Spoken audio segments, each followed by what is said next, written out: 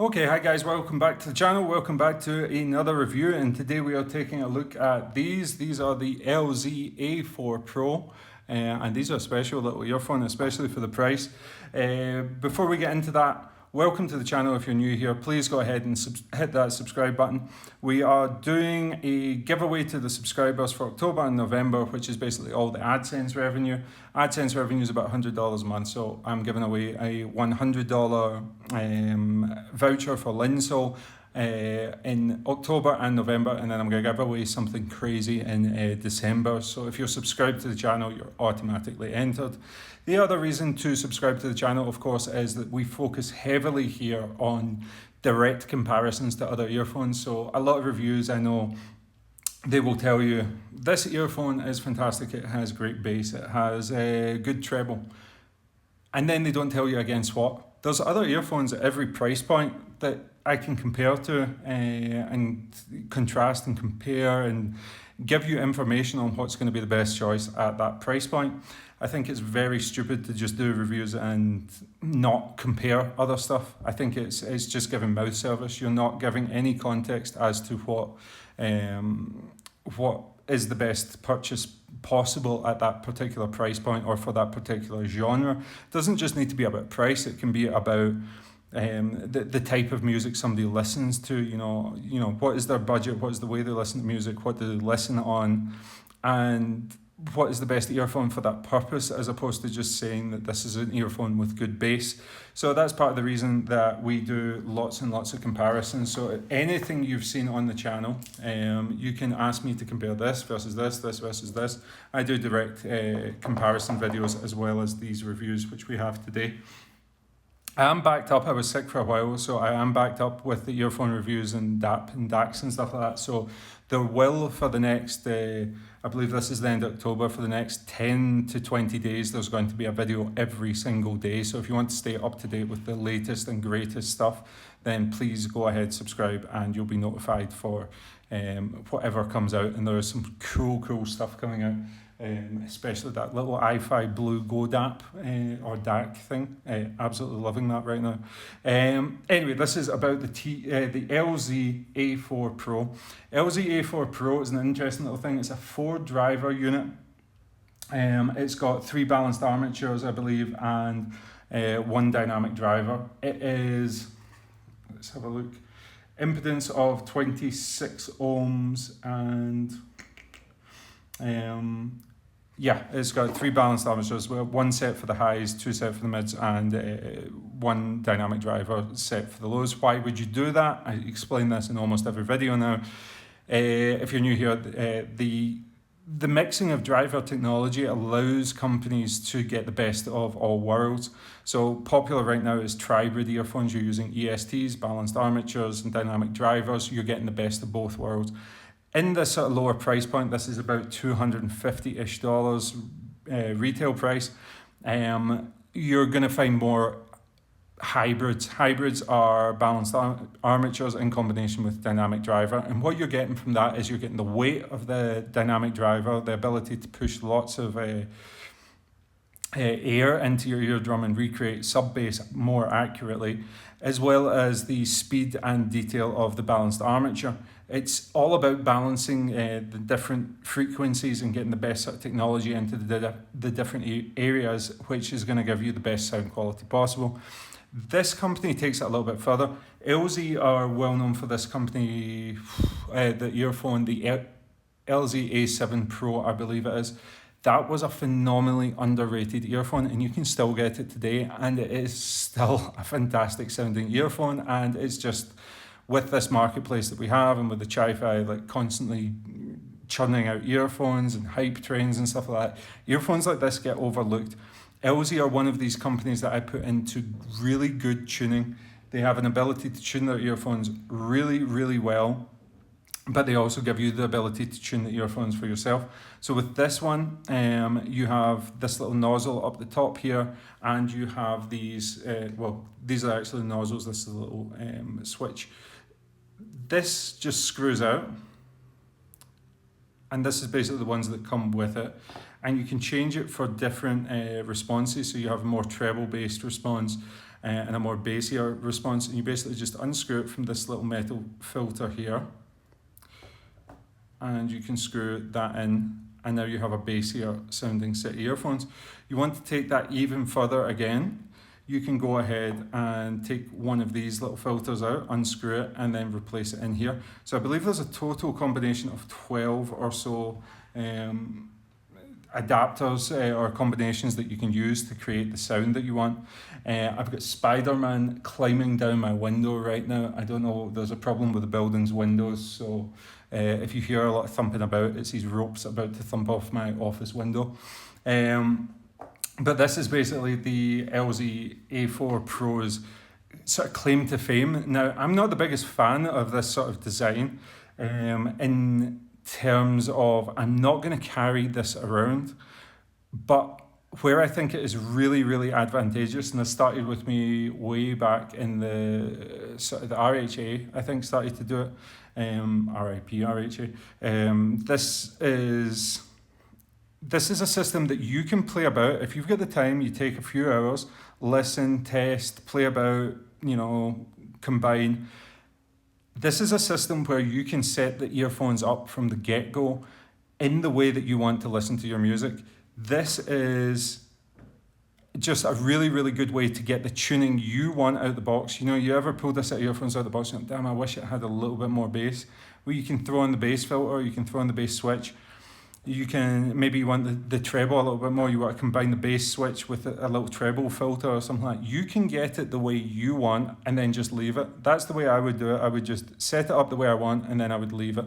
Because for me, there's not a lot of advantage in carrying this about. I'm not the type of guy that on the go is going to switch this out a lot. Once I set it, I'm going to forget it, but it's nice that I can set it. Let's go into the packaging accessories. Packaging is terrible.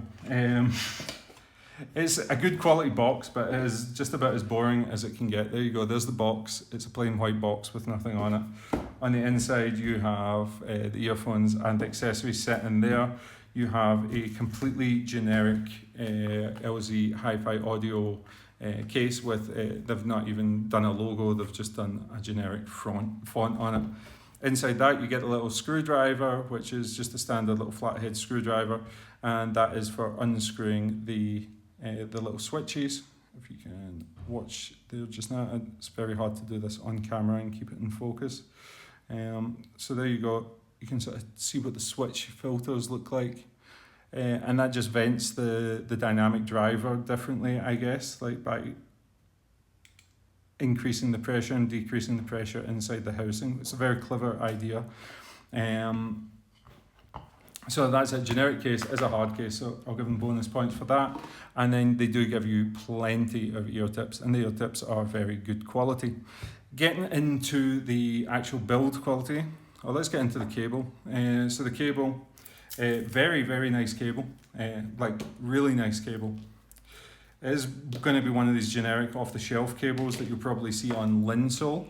But yeah, it is a really nice braid pattern. Retains a little memory at the start, but then it loosens off the more you use it. Unfortunately, it just comes in a standard 3.5mm pin, so there's no balanced options, there's no balanced adapters in the box. You get the metal with the LZ audio there, and you have a little like indentation, so it makes it easier to grip. You have strain relief, you have octo braid, but it's actually octo is actually 16 core. You can sort of see in there because each one of these is dual twisted.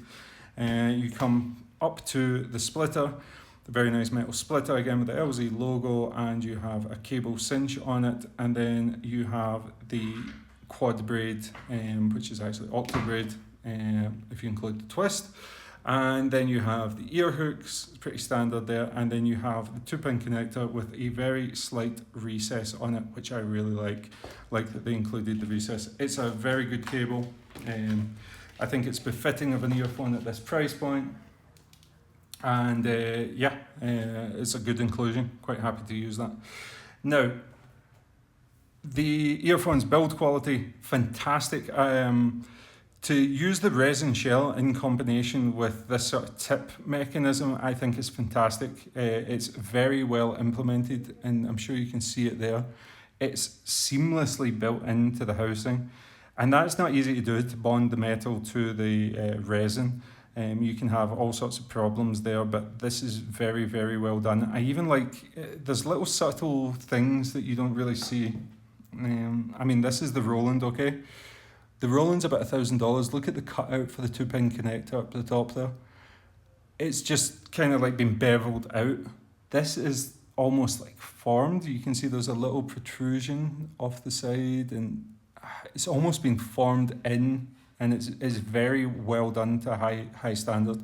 I know that's a very, very minor point, but that is something that I really like.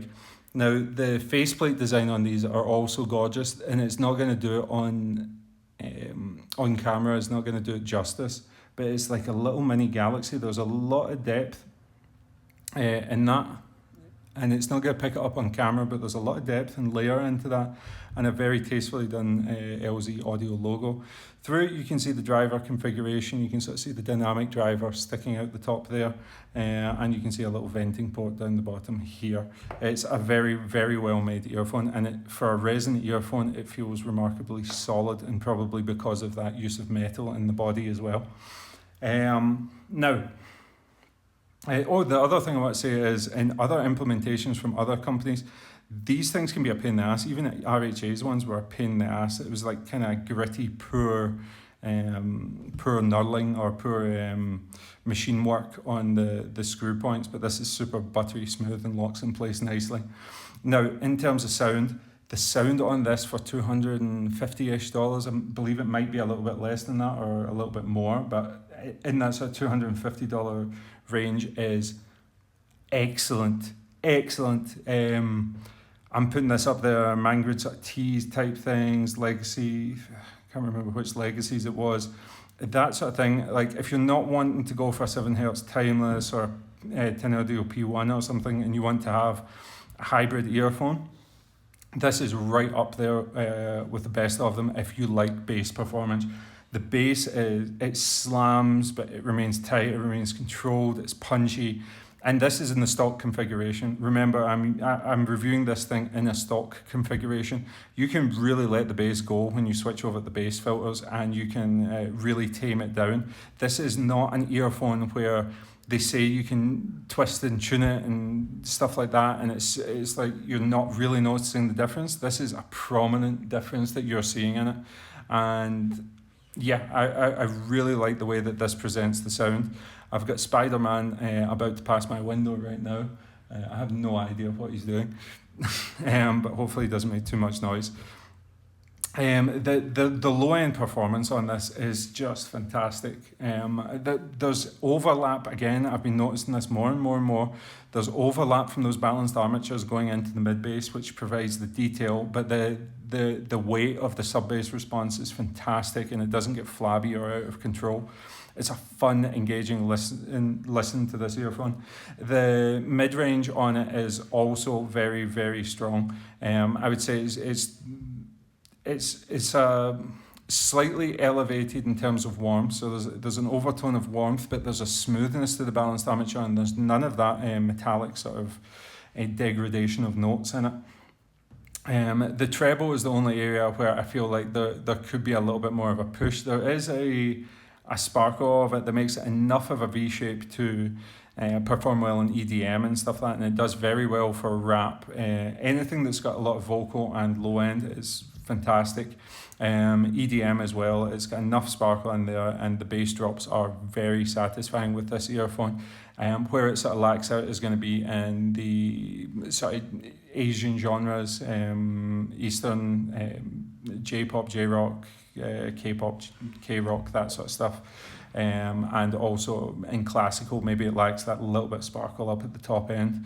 But the mid-range on it is smooth, it's very detailed, and I like that they've gone with a separate balanced armature to tune the top end of it. So it's a very impressive sounding earphone all around, and you can probably hear the guy at the window is now messing about with a troll. So I just want to say that this is a fantastic sounding earphone. This is very enjoyable. It's very well priced, and the ability to tune it in the way that you want is going to make it very versatile for a lot of people. There's some days where I had it set up for mids and some days where I had it set up for lows. and I'm not one that fiddles about with stuff after a certain point, but this works very, very well. This is exactly what it says on the tin. This is not one of these gimmicks. It is an earphone that you can set up for the way you want, and I think in combination with the sound, the quality of the cable, the quality of the build, the styling, and then I would have said it was worth it that in stock form alone, but then you throw in the ability to switch all the stuff, and I think it represents really, really good value. So I'm going to do some comparison videos with this earphone in different setups in particular against other earphones in that sort of sub $300 price point. But as for now, yes, this is definitely a good buy. Don't be put off by the sort of cheap packaging and stuff like that. This is a high quality earphone, and yeah, I can easily recommend it. Okay guys, thanks for watching. Please remember to go and subscribe to be entered into all the draws, and I'll see you on the next one.